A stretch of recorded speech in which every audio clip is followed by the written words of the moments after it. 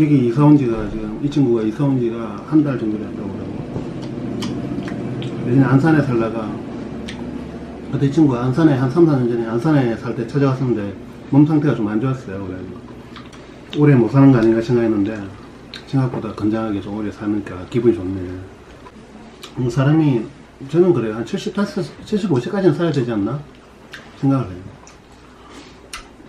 그냥 보니까 우리 아버님이 이제 80에, 아버지가 80이 넘으셨는데 한 75세가 넘었으니까 좀 힘이 빠지시더라고. 80 넘으면 걷는 걸 잘 못하시고, 한 그때부터 한 7년 지나니까 봉천동 저기 서울대 사당역에서 술 마시면서 찍을 때보다 한 7년 정도 지나니까 삶의 의미를 찾는 데 대해서 저 자신은 좀 약간 관대해졌다는 생각이 들어요. 뭔가 남과 다른 삶을 살아야 되고, 뭔가 사람으로서 태어났기 때문에 뭔가 중요한 의미를 찾아야 된다 이런 생각을 했었는데, 지금은 살아가는 것 자체가 상당한 의미가 있지 않나라고 생각이 들고, 살아가면서 가끔씩 느끼는 희열 같은 게 있잖아요. 공기의 신선함, 와, 너무 상쾌하고 기분이 좋을 때 정말 이 기분을 계속 느끼고 싶고, 막 상쾌한, 특히 아침에 일어났을 때 2층에서 내다보는데, 나는 4층인데 아, 저놈의 오토바이 소리네. 직업적으로 오토바이 진짜 싫어해. 난 집이 4층인데 한 번씩 아침에 일어났을 때 아침 공기를 창문 열고 탁 느낄 때 그 기분이 있거든. 야, 역시 삶이란 좋은 거야. 근데 그게 삶의 의미라고 봐. 근데 그런 거는 누구나 다, 일반 우리뿐만이 아니고 문학을 하거나 영화를 하거나 이런 사람들 뿐만 아니라 누구나 다 느끼고, 다만 그걸 이제 표현하는 데 서툴다 뿐이지.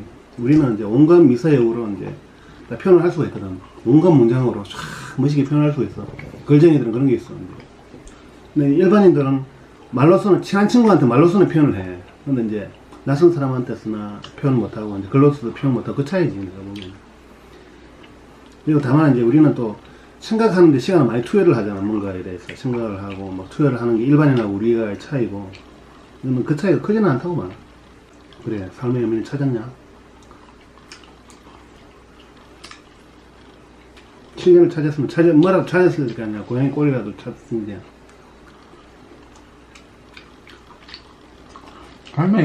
삶의 의미라고 거창하게 말할 수 있는 게 아예 없는 게 아닐까라는 생각을 하는데, 그러니까 지금을 기점으로 지금 이전과 지금 이후를, 그러니까 지금부터를 나누자면은, 지금 이전은 타인의 시선에 엄청나게 신경을 쓰던 시간들이었던 것 같아요. 나 자신한테도 신경을 쓰던 시간들이었고, 그러니까 과거 타인의 시선 플러스 나 자신의 과거에 발목을 잡혀있던 시간들. 그래서 상대적으로 지옥 같은 시간들 속에 있었기 때문에 상대적으로 의미가 중요해졌던 것 같아요. 애초에 의미 따는 별로 중요하지 않은데, 의미가 중요할 수밖에 없는 환경 속에서 살아왔던 거지. 의미가 중요할 수밖에 없는 환경 속에서 살아왔고, 어떤 면에서는 의미가 중요할 수 없는 환경 속에 내가 나 자신을 몰아넣은 측면도 있고.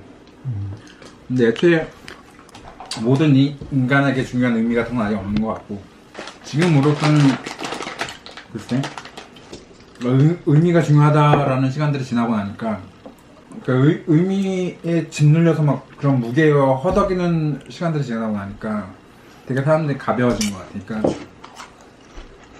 이럴 수도 있고 저럴 수도 있고 정답이란 애초에 없는 거고, 의미가 중요한 게 아니라 내가 무엇을 해서 즐거울 수 있느냐가 훨씬 더 중요한 것 같아. 진짜 많이 변했다. 진짜 많이 변했어. 사실 개가 천선했네. 무엇을 해서 즐거울 수 있느냐가 훨씬 더 중요한 것 같아. 완전 내가 느끼게 지금 깜빵에 한 7년 있다가 깜빵에 나와가지고 지금 깜빵 출소 기념으로 인터뷰하고 있는 것 같아. 그러니까 기준이 좀 바뀐 것 같아. 이게 의미 있는 일이냐가 아니라, 이 일을 해서 내가 즐거울까?가 기준이 돼버린 것 같아. 어느 순간. 그렇지. 그러니까 뭐 하다못해 물건을 하나 사더라도 단순히 소비하는 게 즐거워서 하는 게 아니라, 아 이거 하면 즐거웠겠다, 재밌겠다 하면 하는 거지. 그러니까 그러니까 상과 죽음이 중요하다는 거지. 그러니까 삶은 생명력이잖아. 죽음은 우울함. 뭐 우울함 자체가 죽음은 아닌데, 하여튼 그렇다고 했을 때 우리가 살아있다는 것은 우리가 살고 있다는 거고, 특히 우리가 희열을 느낄 때는 이제 생명력을 우리가 느끼고, 그 생명의 희열을 느낄 때인데, 근데 사실 우리가 부상을 교통사고나 어떤 사고로 부상을 당하거나 죽는 거나 순식간에 다가오거든. 특히 부상을 입으면 너무나 극명해. 다치잖아. 정신이 달라져. 우울해지고. 정신이 대단한 게 아니야. 그 육체에 따라오는 내가 보기에는 하는 부속품 같은 건데, 그러면서도 그게 때로는 엄청난 힘을 발휘하지만 대체로는 그 정신이라는 게 삶에 이끌려가는 것 같더라고. 죽잖아. 아무것도 없이 모든 게 다 사라지지. 근데 그렇게 되면 좀 더 굉장히 즐겁게 오랫동안 살아왔으면 덜 우울한데, 좀 우울하게 살아오고 막 그냥 좀 그렇게 살아왔으면 억울할 것 같아. 그리고 하여튼 부상을 당한다고 했을 때 그 우울함, 병석이나 병원에 계속 누워있으면 진짜 우울하거든. 그런 우울함이,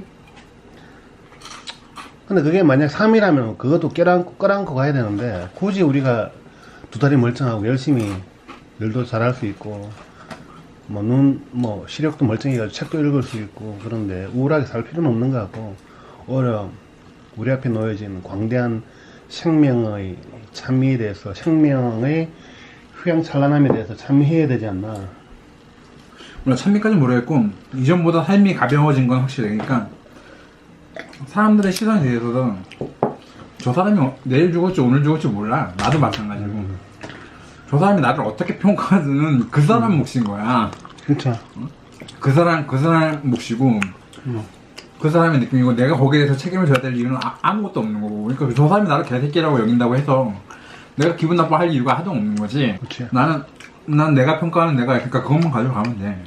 상대방이 뭐라고 하든 특별히 크게 도덕적으로 이런 말 하지 않는다면.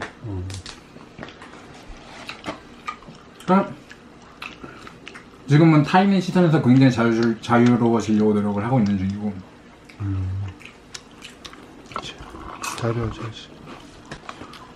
그러니까 안산에 있을 때 내가 나 자신의 무게에 짓눌려서 어쩔 줄 몰라 했었다면, 지금은 굉장히 가벼워진 것 같아.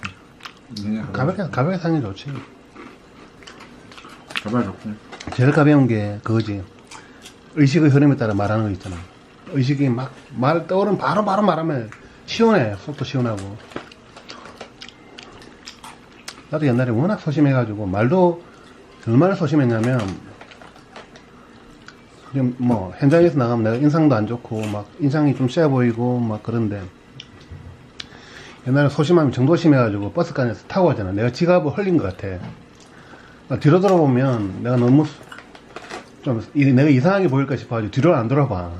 버스간에서 내려. 지갑을 잃어버린 걸 한 50% 정도 확신하면서, 뭐 허전함. 정도야? 얼마나 소심했냐면, 그러다 보니까 지금은 이제 어디 부탁을 하잖아. 아는 사람 말고 모르는 사람한테 부탁을 하는 게 너무 힘들어, 나는. 그래가지고 약간 좀. 모르는 사람한테 부탁하면 다 힘들어. 나도 힘들어. 나도 졸라 힘들어.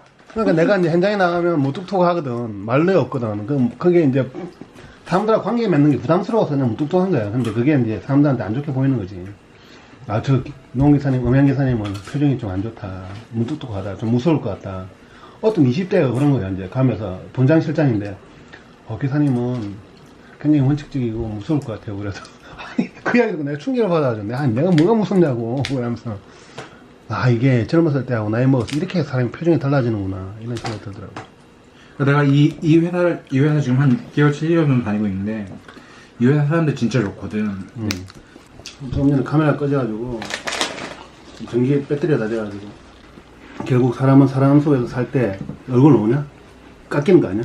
그때도 제주도에서 이제 그때 한 10년 전인데 글 쓰다가 일도 안 풀리고 글도 안 풀리고 막 힘들어가지고 정신적으로 이제 피폐해져가지고 제주도에 돈도 벌 겸 해가지고, 원래 돈을 벌 생각은 아니었는데 제주도에서 연 경비가 떨어졌어요. 그래가지고 제주도에 보면 이제 벼룩신문인가? 뭐 하여튼 제주 5일장인가 뭐 하여튼 그 비슷한 신문이 있어.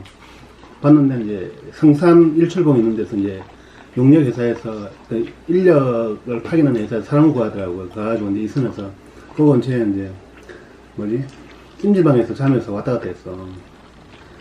찜질방에서 이제 사단 돈 좀 생기니까 그 다음에 이제 그 여관에서 한 2명이서 같이 살고 그랬는데, 일하면서 이제 무 공장에서 무 세척한 걸 막 컨테이너에 싣고, 그 다음에 이제 무밭에 나가가지고, 제주도 무는 유명하거든.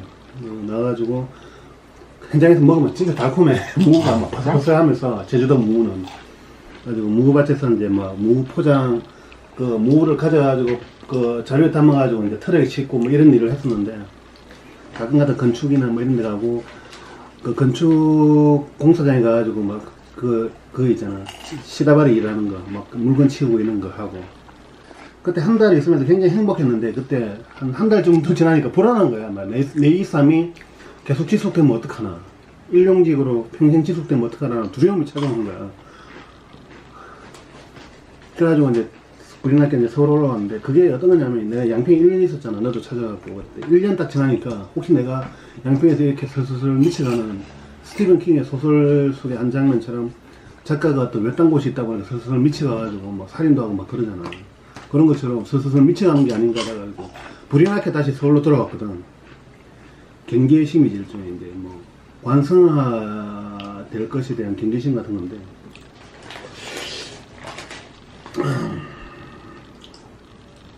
결국 사람은 적당한 노동을 해야 되고 적당하게 사람들과 사귀면서 함께 할 때 건강해지는 거고 그 건강함은 기본적으로 까고 가야 되는 것 같아. 그 다음에 이제 예술을 하든 문학을 하든 뭔가를 했을 때 좀 더 다른 사람들과 다른 시각으로 좀 더 깊이 있게 파고드는 깊이지. 우리는 사실 뭐 문학이나 영화나 예술이나 다 깊이지. 이 잡놈의 새끼가 내가 이놈의 건강을 생각해가지고 건강도 생각하고 죽으면 안 된다고 생각하고 간절하게 기도를 했더만 이 잡놈이 뭐 나를 관 속에서 보고 싶다고? 보고 싶다는 게 아니라 보게 될 것 같은데. 아 자연 섭리에 의해가지고 자연 섭리 이야기죠. 자연 섭리에 의해서. 예, 우리가 작가지 망치에서 만났는데 글 쓰다가 만났잖아. 글을 써야지 너도. 글 써야지. 쓸 거지? 쓸 거야. 아직 안 끝났어. 이게 뭐 작년에는 글 써야 작년이야. 내가 뭐 등단하고 뭐 글을 써서 유명해지고 그런 거 다 떠나서 이거를 해야 내가 뭐 즐거울 수 있고 사는 게 사는 것 같다라는 생각을 할 수 있으니까 해야 될 것 같아. 그러니까 뭐 아무런 보상이 안 줘줘도 상관없는 것 같아. 이제 꼭 내가 무언가가 보상이 없어도 된다. 보상이 없어도 된다. 큰 스님의 깨달음은 아니고 잠깐만 이 시끄럽다. 작은 스님의 깨달음 정도는 올라왔는데. 뭐 큰 보상 그러니까 타인의 시선을 떨쳐버리려고 노력을 하니까 뭐 그렇게 큰 보상 같은 것도 필요 없는 것 같고 많은 돈이 필요한 것 같지도 않고 그러니까 모든 죄는 타인의 눈을 의식하면서부터 시작되는 거야. 내 생각은 그래. 그렇죠. 타인의 눈을 의식하는 순간 나 자신을 꾸며야 되고 그러니까 타인에게 잘 보이기 위해서 욕망을 강화시켜야 되고 가져야 되고 움켜져야 되고. 그거 보니까 탈코르셋 생각난다. 네가 방금 이야기하니까. 탈코르셋? 탈코르셋. 알지 그거 어떤 건지.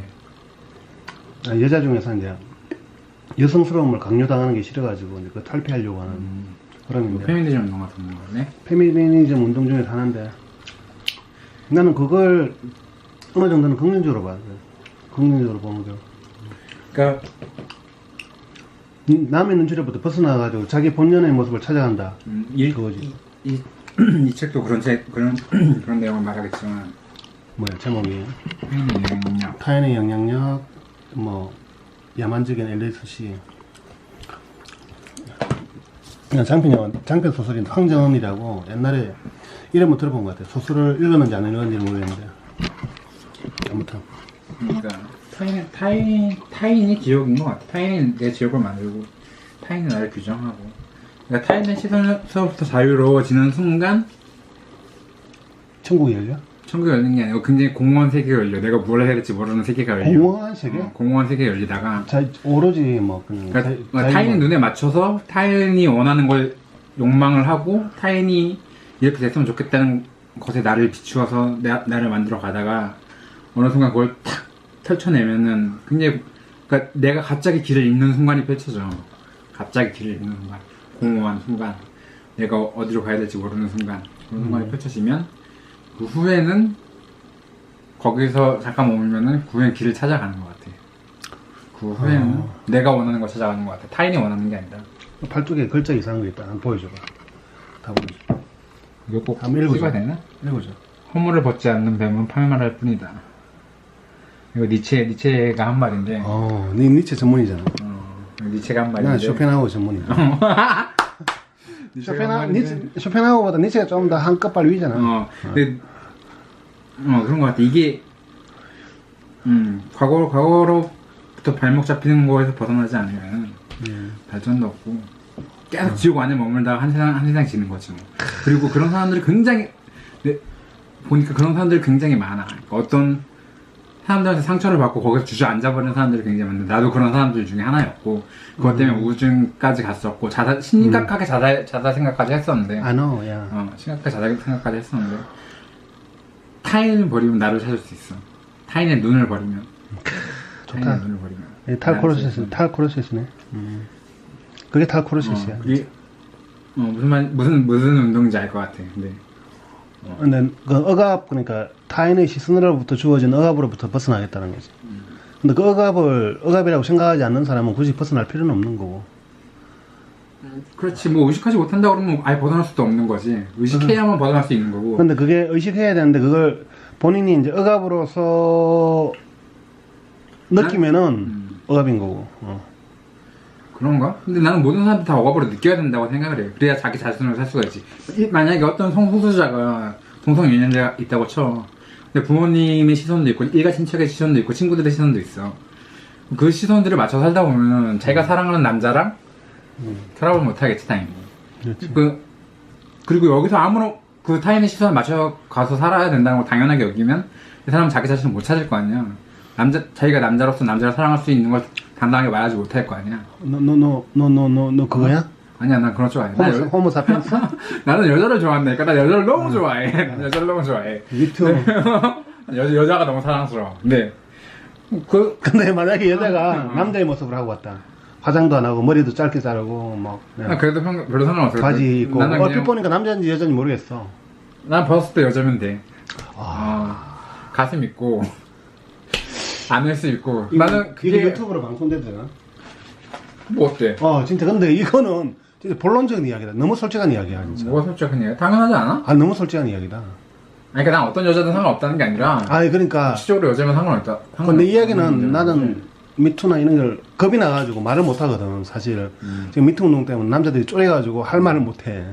근데 너는 이 할 말은 사실은 당연히 할 수 있는 말이거든, 이거는. 할 수 있는 말이지. 이게 뭐 여자를 폄하하거나 그런 말이 아니야. 여자를 폄하하거나 그런 말이야. 남자로서 내가 당연한 욕망이야. 근데 남자로서 이제 여자를 보고 욕망을 잃을 때는 어떤 거야?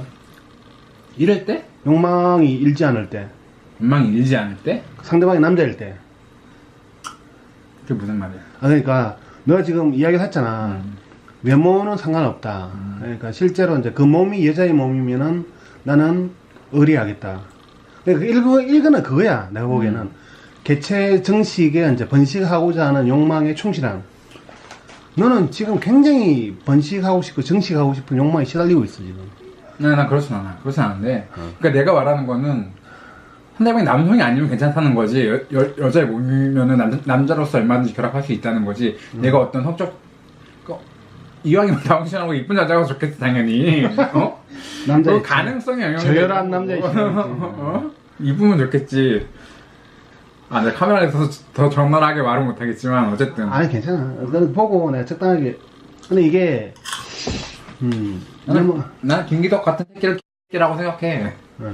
김기덕 봤을 거 아니야. 봤어? 근데 김기덕이가 무고죄로 여자를 고소했던데? 걔 입장에서 그래야 되겠지. 나는 그 새끼가 그렇다고 생각해. 그리고 영화판이 원래 그렇잖아. 영화판이 그렇다는 얘기는 많이 들어왔는데. 나도 이야기 들었어. 김기덕이가 이제 여배우를 다 여배우랑 잔다 이런 이야기 뭐 잔다가 아니라 뭐 거의 강간 수준이지만. 근데 이게 거의 위계에 의한 성폭력 정도는 되는 것 같아, 최소한. 그게 이제 김기덕이는 그렇게 생각했을 수도 있어. 그 선배들이 그렇기 때문에 그걸 자연스럽게 받아들일 수도 있어. 그게 문제 제기를 했어야 되는데. 그런 면도 없잖아 있는 것 같고, 그거를 하기 위해서 영화판에 들어갔다고까지 말할 수 있을 것 같아, 내 생각은. 근데 그게 꼭 그렇다기보다 초기 작품은 꼭 그렇진 않았거든. 그러니까 이게 자기가 존중받는다는 느낌을 처음으로 느낀 게 영화판이었지. 근데 존중이 좀 도가 지나쳤지. 저기 오윤택인가 이윤택인가. 굉장히 뭐 거장으로서의 지위를 얻으면 안 되는 사람이었어. 이 사람이 뭐라 작품의 예술성이 어떤지 잘 모르겠지만 난 영화 하는 사람이 아니까. 근데 속으로는 굉장히 여리고 저열하고 그것에 대해서 각성하지 못한 사람이야 이 사람이. 내가 보기엔. 그러니까 상대방 여자를 인격체로 보는 게 아니라 하나의 그냥 성적 도구로 보는 거지. 성적 도구. 내가 이만큼의 지위를 얻고 이만큼의 명성을 가졌으니까 네가 나한테 내 영화에 출연하고 싶으면 네 몸을 바쳐. 아 이윤택이구나. 이윤택, 김미덕, 이윤택하고 김미덕하고 똑같지. 네 몸을 나한테 바쳐. 그럼 출연시켜줄게. 이건 거지. 이거는 근데 그게 남자의 숨어있는 욕망 중에 하나가 아닌가? 모든 남자들이 가지고 있는, 말로 표현은 안 하지만 만약 그 사람이 권력을 가지지 않아서 그렇지, 권력을 가지고 도덕이, 나는 모든 남자가 가지고 있는 욕망이란 말에 동의해. 근데 모든 욕망을 다 표출해야 되느냐? 그건 아니지. 그건 아니지. 그러니까 이게 내가 누군가를 죽이고 싶다라는 욕망이 있다라고 했을 때 그 죽이느냐하고 참느냐의 그 엄청난 차이죠. 그게. 그러니까 내가 상대방을 강간하고 싶을 수 있어. 바로 앞에 여자가 있는데 이 여자 어떻게 하든 해가지고 강간이라도 해서 이 여자를 맛보고 싶어 라고 욕망을 할 수 있지. 욕망 자체는 죄가 아니라고 생각해. 근데 이걸 행동으로 표현했다, 액션을 취했다? 그건 죄지. 그 순간 죄인 거지. 근데 나는 그 욕망조차도 죄라고 봤거든. 난 욕망 자체는 죄는 아니라고 생각해.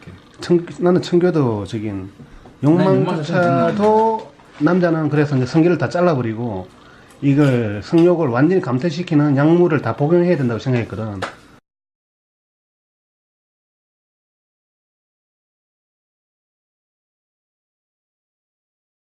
난 욕망 자체는 전혀 죄가 없다 그래. 그러니까 그거는 칼이 있다고 해서 칼한테 죄를 뒤집어 씌우는 거랑 똑같은 것 같아. 칼은 요리사의 손에 쥐어지면은 아주 환상적인 요리가 나올 수가 있겠지만 강간범의 손에 쥐어지면은 사람을 죽일 수도 있다고. 욕망 자체는 어떤 욕망을 가지든 난 근친상간에 대한 욕망을 가져도 그건 죄가 아니라고 생각을 해. 욕망 자체는 절대 죄가 아니라고 생각해. 그거를 액션으로 옮겼을 때 사회적 처벌이 이루어지는 거고. 나는 엄밀하게 보면 이 행동 자체도 죄는 아니라고 봐. 행동 자체. 행동 자체는 죄라고 봐. 근데 이게 현재 우리 현실의 율법에 의해서는 죄인데 궁극적으로 우주의 법칙에 의해서는 죄는 아니라고 봐. 인간도 하나의 티끌일 뿐인데. 그거는 미투 발언에서 굉장히 위험하다 형. 아니, 나는 이거는 범죄에 대한 새로운 관점일 수도 있고 아니면 뭐 그냥 별거 아닐 수도 있어. 무슨 말인지 관념적일 수도 있어요. 그냥 형이 하는 말이 무슨 말인지 알겠는데 만약에 우리가 하나의 물질이야 너나 저는 우주적인 관점에서 보면 그럴 수도 있겠지만 우리가 다음 세대를 다음 세대가 난 다음 세대에 관심이 없어. 어떤 세상을 물려줄 거야. 지구가 멸망해야 된다고. 무슨 지구가 존속할 필요가 있니? 이렇게 죄악으로 가득 찬 인류인데 여자라고 죄가 없는 것 같아. 다 남자나 여자나 인간이기 때문에. 남자는 여자는 죄가 있지. 죄가 많아. 남자가 좀 더 액션이 클 뿐이지. 살이 많고 강간이 많고. 아니 그런 것들 여자들도 남자들도 여자들도 육식을 하면서 얼마나 많은 생명을 죽여. 죄책감 없이. 똑같지. 그럼 존재하지 말아야지. 동물도 그러니까. 마찬가지야. 동물도 다른 동물을 먹고 살잖아. 그러니까 그게 풀리지 않은 딜레마지. 동물도 다른 동물. 그거는 자연의 성리이기 때문에. 그러니까 우리는 이승이 차라리 만약에 이승이 있으니까 통제를 할 수가 있잖아. 엄청나게 너가 고기를 안 먹어도 살 수가 있어. 내가 고기 안 먹었지. 그럼 만약에 형이 돼지 농장에서 돼지 농장에서 엄청나게 가혹한 환경에서 돼지를 기른다. 그거에 대해서 비판하면 난 얼마든지 수긍할 수가 있어. 근데 돼지 먹는 것 자체를 비난을 한다 그러면 비난을 한다 그러면 나는 수긍할 수가 없어. 모든 동물들이 그렇게 살고. 아, 너는 이승이 있잖아.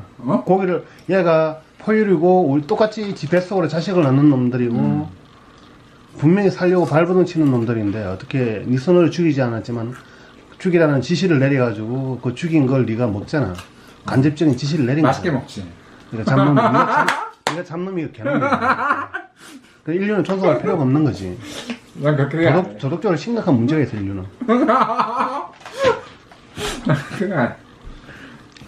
그래서 뭐 이게 뭐 약간 좀 반농담 반진담인데 그러니까 사실 생명은 존중받아야 되는데 그러지 못한 세상에 사는 거지. 난 채식주의자의 생각에 동의하지만 아니 뭐 채식주의자 그런 걸 떠나가지고 참 아랍이나 그 유럽 저기 뭐지 아랍 쪽에서 이제 뭐 팔레스타인 이런 데서 이런 사건들을 보면 내가 어떻게 개입을 할 수 없다는 게 너무 답답한 거지. 엄청난 무기들이 포탄들이 쏟아지고 그러면서 애들이 죽고 막 그러면서 이스라엘에서 팔레스타인에 죽는 거잖아.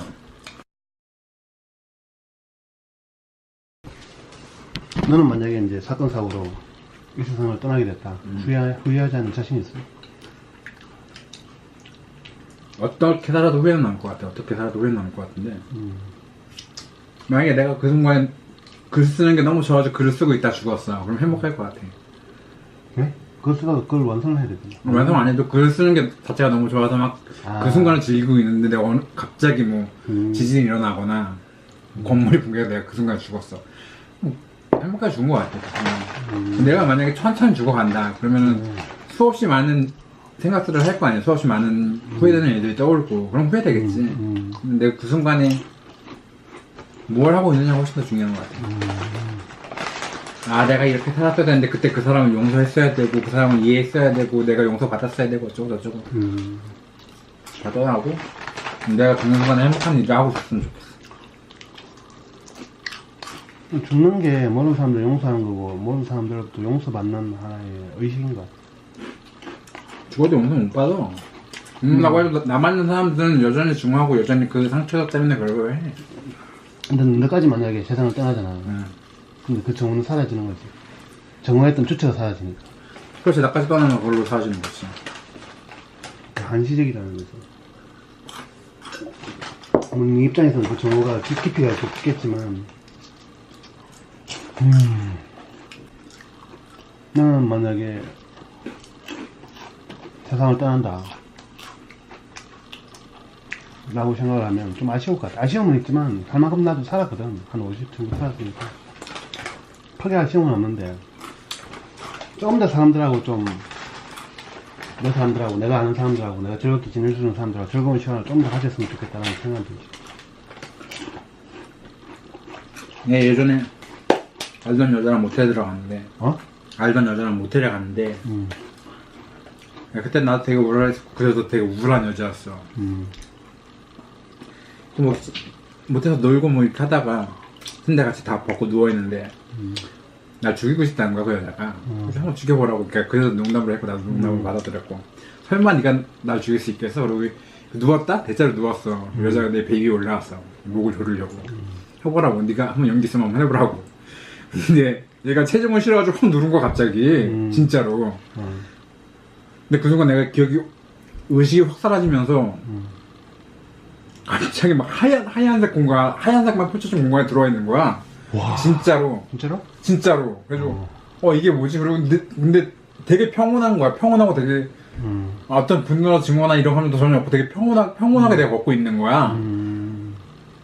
걷고 있다가 어느 순간 눈을 떴는데 여자애